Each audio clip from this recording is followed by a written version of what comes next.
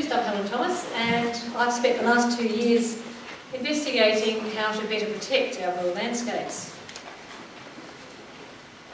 Thanks to the generous sponsorship of Landmark. When I first set out on my Nuffield journey, I was originally trying to find ways of integrating the environment into our agricultural systems with a bit more connectivity. I had just spent 5 years on our local Natural Resource Management Board, and I didn't think it was going to happen through government circles. But I realised there was no point improving the environment if we were destroying what we already have. And I decided there was just too much fragmentation happening in our agricultural lands, especially closer to our major urban centres. And I decided that actually farmers do a better job at managing the landscape than manure rivals were.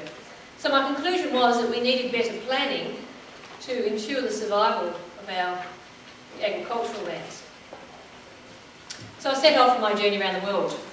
I wanted to look at other developed countries that I thought had similar stresses as ourselves, as well as emerging economies, particularly in the EU, which were having to come up to scratch quickly with regards to EU regulations and how they were coping with the implementation of new laws. Why do we need to protect our landscape in the first place? Well, I decided that Australia wasn't actually doing all that well compared to some other countries. And we're probably on a par with Canada actually for a lot of the same reasons. Perceived to be a large country with a small population, but all the population wants to live in those areas that are best suited for agriculture, and with an economy driven by mining that wasn't really reflecting the value of those lands. But worldwide, if we can, I don't think you can see my apple here, but this represents the world. 3/4 of it is actually ocean, so that's not part of what I'm looking at. And of the remaining quarter here, half of it is mountains and deserts. And what we have left over, we have another half that's poor soil and rocky areas, not very well suited. We have a remaining part that's actually under houses and roads. Less than 1/30 of our earth is actually suitable for growing anything on. And that's the part we all want to live in as well. So when you consider that we only use 1 metre or 2 of our topsoil, that is supporting 7 billion people, as well as providing a lot of our eco-services, our recreation areas, most of our endangered flora and fauna are all trying to survive in this little scrap.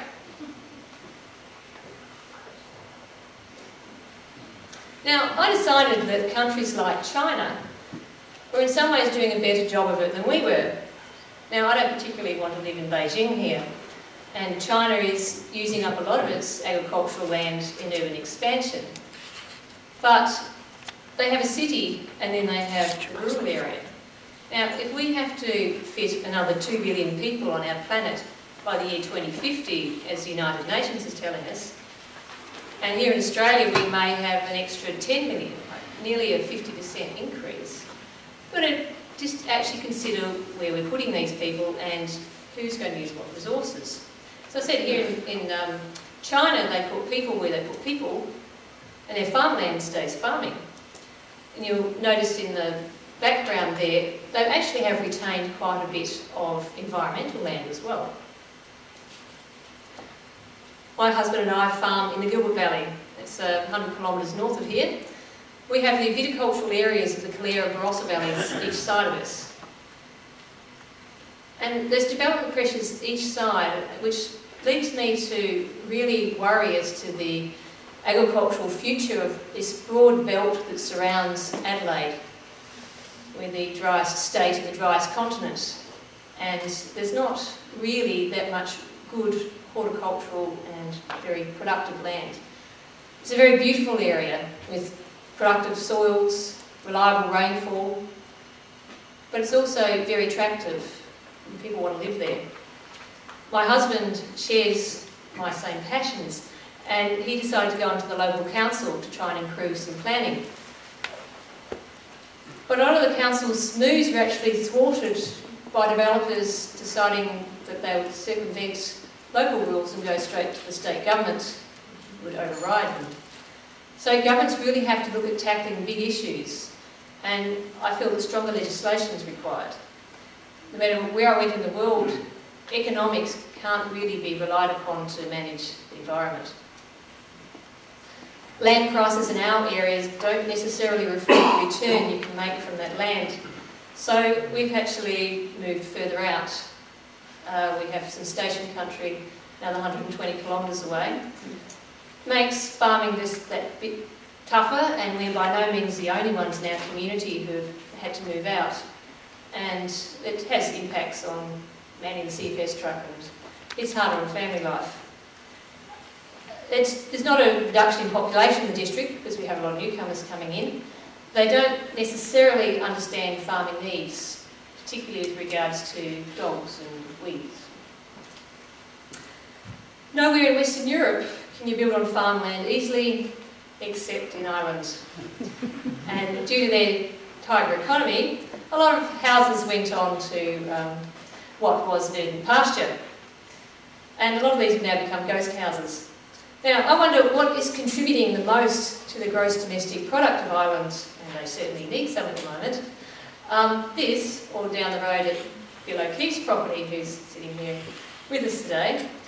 And I tend to think that leaving agriculture to do its own thing and congregating houses into towns would probably do a better job of raising money for a country. In Eastern Europe, they have plans, but sometimes enforcement of them isn't all that great. This was someone's horticultural field, and these houses have just appeared. There's no road to them, a little bit of track, and this is actually on Warsaw's Green Wedge. By Polish standards, these would have been quite wealthy people. So down the track, no doubt they will want a road, but it really doesn't help the overall congestion in the city and more people wanting to move out. Urban encroachment was a really big issue in North America, particularly in rural areas, but they were really grappling with it for the same reasons that we are here in Australia. Basically the rights of the individual versus the common good. But really it's the right of the individual versus the future generations good. And I don't know if we have that right to be taking away the resource base from next generations. Urban encroachment is using up farmland, but hobby farms are actually using a lot more. And actually they created more issues, particularly with regards to right to farm. I did find one solution. People were moving out to the country to have a horse, but the people lived in the village and the horse lived in the stables on a farm up the road. Now these were commercial farms, so they were well maintained, there were no weeds or erosion or any issues. And often there would be a family member not directly involved in farming who would manage the delivery business. There were also hobby farms, but these didn't have to be, they don't have to be built on. In most of Europe, you're not allowed to build permanent structure on them. It leaves it open down the future for it to return to commercial production. And often these farms would become leased back to other farms and allow new entrants into the industry. Particularly in France, Germany and Eastern Europe, I met farmers who were leasing from 700 to 900 different landholders. Sound like a logistical nightmare to my Australian ears, but it did allow new entrants in. Malcolm Fuster was farming in the midst of 6 million people in the centre of England. He only owned 100 acres. He got 40 acres extra for free from all his neighbours. This is a village next to where he lived, and there's these sort of little paddocks at the back. And the owners had decided that it really wasn't worth their while trying to look after them anymore, so he did them a service. The payback was that he had to allow people to wander all over his property, but it didn't seem to worry the dairy cows. It doesn't really matter what the size of the operation is, as long as it's productive and managing the environment in which it's sitting. In upstate New York, This particular farm, there were 4 adults working on it, effectively with 20 hectares of usable ground. They had the advantage of being close to major urban centres, so they were into consumer-funded agriculture, supplying vegetables at a premium. They also supplemented their income here by tapping into maple syrup from trees along the road and distilling it. I spent a day seeding mushrooms into logs in Virginia, again a small holding. The couple here retired into farming, and the average age of new entrants in the US is actually 55. There's a growing trend for people to have a kind of tree change, and these people are selling their vegetables into farmers' markets. What worried me was in the future, when they got too old to dig their veggies, what would happen to the land? And they said it would probably be divided up to smaller lots, which wouldn't be viable for anything much, and it's then lost for future generations. By contrast, in eastern Washington state, Bill Warren is also into horticulture, but he's got quite a few more apple trees and another couple of thousand hectares of broadacre. My point is they were all managing their properties well, and they were all productive. It doesn't matter the size, it's a matter of keeping it being used for agriculture and rather than just houses and weeds. Now, if we want people to stay in cities, we have to counteract the push factors. We have to make our urban areas more attractive. I thought Berlin was a good example of a compact city. Most people within Berlin are very loyal to their own sector. They tend to work, play, live in very close proximity. On a Sunday in the centre of Berlin, there are as many people wandering around as you can get on a working day. Because it's such a compact city, people can access the surrounding countryside quite readily, and they can get out on the weekend without any big hassles. To make urban areas more attractive, you have to have ready access, you have to have safe streets, you have to have a good level of housing and schools and everything else. But for a lot of people, it's still actually accessing that countryside in some way. Once the human needs of food, clothing, shelter and security are covered, there's a need to sort of like touch nature, and you don't necessarily need to have a backyard to have a vegetable garden though. Community gardens seem to work quite well, and they're also a good social outlet. Food production and eco-services are different functions of the same landscape, and perhaps we need to fund them differently. I'm not totally convinced that people are really paying for food what they ought to, but perhaps they might for eco-services.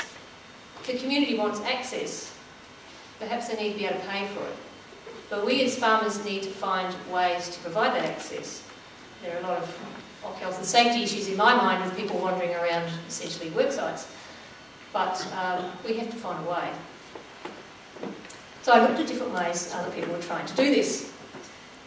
I looked at national parks. Now, in the UK and through France, Germany, the idea of a national park is a little bit different to ours. They're more cultural landscapes, and there are still farms on them. Here in the edge of Sheffield, the national park originally started as a means of industrial workers being able to retain their emotional health by getting out on a Sunday. But I did find that there was a lot of bureaucracy involved and a lot of people employed overseeing it. So I headed off to Tuscany, tried to look at a World Heritage Agrarian Zone, which again has been mooted through the Adelaide Hills. Again, I found a lot of layers of bureaucracy. I was intrigued to find the landscape looked very similar to home. They perhaps had a few more stone buildings, but I think we could achieve the same through better legislation without having to have overseas interference. France, they tried farming sort of estates where people would go to see how farming's done. They tried to romanticise it and really hadn't got past horses. I thought one of the most useful ideas was the areas of outstanding natural beauty in England. Went to the Lakes districts in Cumbria, and there seemed to be a lower level of control. It seemed to be more a matter of people working together, and the views still seem to be well managed. I went to the World Greenbelts Conference in Toronto, and I spoke to people running greenbelts and trying to preserve farmland throughout the world. And it seemed to work in places where it was being used for recreation. I later visited Frankfurt on Main, and it seemed to be similar here to the parklands in Adelaide. It's so well owned by the people that no one would dare build on it because there's such a huge outcry. Someone gets a bright idea in Adelaide every now and then, but they don't get very far. We have to have people valuing our farmland in the same way. The greenbelt around Toronto was a line in the sand that was quite obvious when you drove through it, because once you got past it, there were all these 2-hectare developments. And I really questioned the long-term viability of the farming that was going on inside the greenbelt, by and large. I stayed with a broadacre farmer whose biggest field was 10 acres. It was a bit of a logistical nightmare shifting his equipment around. There were some sheep farmers up the road who still had other jobs, and most farmers had to have a part-time job. Areas like the Holland Marsh were an exception. It basically too wet for houses anyway, but it could probably outcompete housing. It was such brilliant ground and with a market on its doorstep. We're not going to get away from development. With a growing population, we can't fit everyone on brownfield sites. So we don't have to have some greenfield sites. The trick is to use them in a sensible manner. So there are going to be windfalls for some, but we can't all run our farming businesses thinking that our capital side is going to support our retirement in its entirety. Most farmers do work on having their production base and their capital base both growing. But I think that we have to get away from that and just rely on the land's own productive capacity to increase capital. This particular property outside Cambridge ticked all the boxes in terms of being a medium density development, good transportation links into Cambridge, but everything you needed for a decent life was within the estate. The farmer here received £100 million for his land. Those of us who know James Peck, a Nuffield scholar, his farm was over the motorway on the other side, and he wished it was on his place. But it's not for everyone. By contrast, my family escaped poverty in Europe many generations ago and settled in the southwest of Western Australia. Now, a lot of the land near where they first farmed looks like this. It's not being used terribly productive, and yet it's high rainfall, productive ground. By contrast, I went back to where my ancestors had come from. This was in Dingle Bay in Ireland, and this is where my great-grandmother's plot is now, it's now farmed by a neighbour, and it's part of a commercial operation. My great-grandfather came from northern Italy, and vegetables are still being grown on the plot where they have been for the last many hundreds of years. And as you can see, the vegetation around is still in fairly good condition. They have to have outside jobs now. The land itself is still productive. So, how do we get good decisions? I spent time in Washington DC talking with agricultural lobbyists because I perceived that they seemed to have a bit more say over there than we did. Decided it was all about influencing key decision makers and lobbying with diverse interest groups. It was something their conservation lobby didn't think they were getting very far until they joined forces with their previous sworn enemies, the hunters and shooting associations. They came to the conclusion that they both wanted more wildlife. And when they started knocking on politicians' doors together, they started opening, whereas it's a bit hit and miss if one organisation goes in. So perhaps we need to start combining with animals' rights groups, conservation groups. In the UK, the National Trust has enormous political clout with its 3 million members. But I wonder how many of those members are actually devotees. Because for any tourist that goes to the UK, if you intend to visit more than 2 attractions, and most people do, it's in your interest to join up. The Royal Society for the RSPB, they have enormous influence on the environmental stewardship programs, which is a large part of the farmers' income. Yet their 1 million members don't vote. Mostly run by a CEO with a bit of nominal oversight from a nominated board. But when they go to government and say we have 1 million members, governments listen. A large percentage of my neighbours don't belong to the South Australian Farmers Federation. As a result, SAF can't even afford to join the National Farmers Federation. And when queried about it, they say they don't perceive a benefit for the price of the membership fee. If it was just $50 like these other organisations, and we got a bit more support from the 98% of Australians who don't live on a farm, perhaps you might get somewhere a bit more. To do that, we might have to learn how to share our land though, so that people actually understand what agriculture is about. Here in Washington State, a lot of farms lease out areas for shooting. So this little guy's got his little shooting lodge and goes stalking his deer. It's quite a good money spinner. In Scotland, the heather exists because the gorse need it, not for the sheep. The sheep are just a little bit of a byproduct. Hunting is what drives the estates.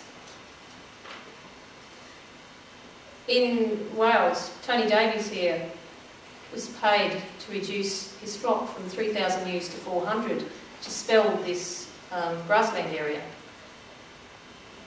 But it's actually going rank, and weeds are moving in, and to me, in my mind, it's going backwards. It just proves that we actually need agriculture to manage our environment.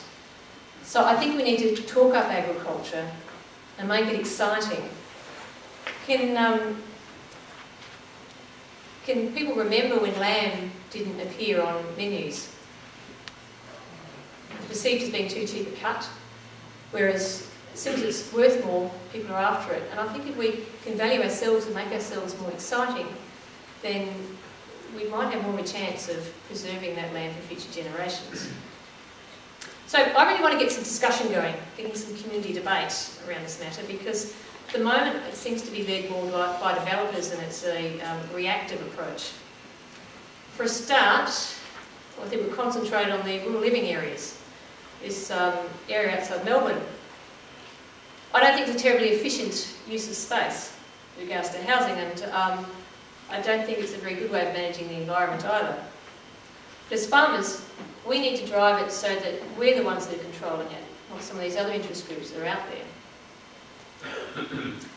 But thank you very much to Landmark for making this all possible, to my family and to my fellow Global Focus crew.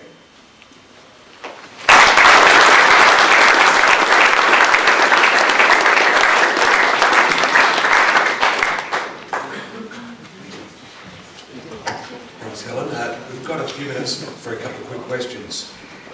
But how do you think that we can influence the community as a general to be able to come on side?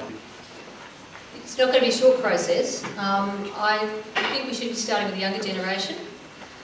I'm really impressed with, for instance, the company SciTech. Anyone who might have kids in the upper primary, lower secondary sort of area, they employ uni students to go around and put on shows where they make food bubble and things explode and the universe come alive. They're doing for science education what's failed in the classroom. Now, at the end of the show, it's educational toys and books for sale, and they basically fund their own way. I think as farmers, we should be able to get into classrooms with high-tech, interesting things. Colleen Smith, who's part of the education wing of the Canadian different producer groups, came from a non-farming background, and she said, it's just too much of a disconnect, all this stuff we're producing going into classrooms, and they have like a farm week.